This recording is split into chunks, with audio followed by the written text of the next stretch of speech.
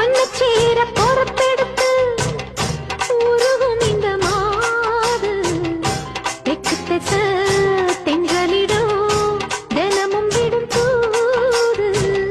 அம்மன் கோயில் செல எழுது அசஞ்சி வரும்போது உள் மனசு தத்தடிக்கும் உறக்கம் என்பது நீதான் என்னை தீண்ட தீண்ட ஏதோ ஒரு நோயாச்சு.